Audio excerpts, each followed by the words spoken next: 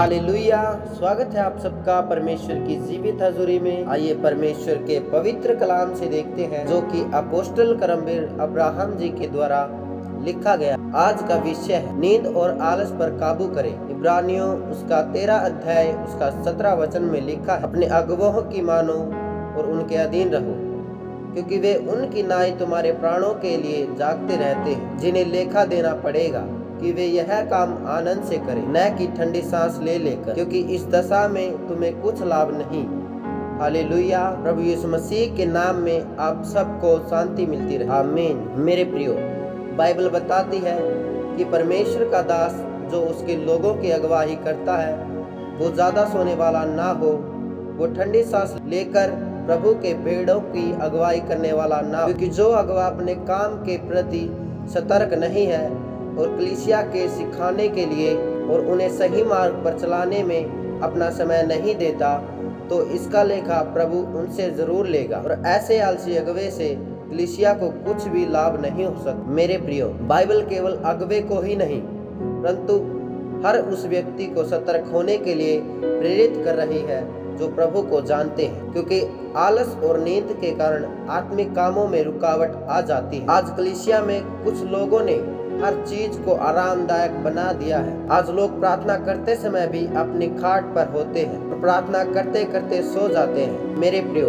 ये कोई प्रार्थना नहीं। प्रभु ने कहा कि मेरे प्राण मेरे हाथ में है, मैं उन्हें छोड़ भी सकता हूँ और वापस भी ले आ सकता हूँ। और प्रभु ने कहा कि मैं तुम्हें सारे अधिकार देता हूँ। जब आपका पिता आपको सारी चीजों पर अधिकार दे रहा है तो क्या वो आपको आलस और नींद को काबू करने का अधिकार नहीं दे रहा? मेरे प्रियो, नींद पर और आलस पर काबू करना आपके अधिकार में है, क्योंकि हर चीज पर प्रभु ने आपको अधिकार दिया है। मेरे प्रियो, जिन लोगों ने आत्मिक कामों को आरामदायक बना लिया है वो हमेशा याद रखें, अब्राहम आरामदायक जीवन जी रहा था, लेकिन परमेश्वर ने कहा मैं तुम्हें जातियों का पिता बनाऊंगा।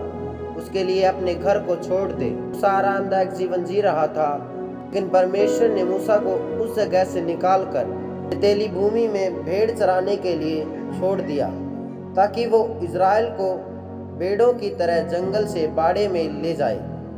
परमेश्वर अब्राहम और मूसा को आरामदायक जीवन में भी आशीषित कर सकते थे, लेकिन बाइबल बताती है कि हम आत्मिक युद्ध में हैं, तो आराम से सोते हुए नहीं जीता जा सकता।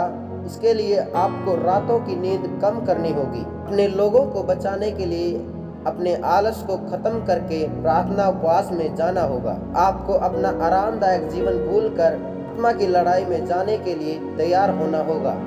इसके द्वारा परमेश्वर आपको हर उस बंधन से आजाद करेंगे जो आपकी कोख पर पड़े हैं, आपके पैसे पर है और आपके घराने पर है। आमीन। इस वचन के पढ़े व सुने जाने पर परमेश्वर आपको आलस से और नींद से बाहर लेकर आएंगे। इसके द्वारा आप अपने लोगों के छुटकारे के लिए शैतान से लड़ सकेंगे। आमीन।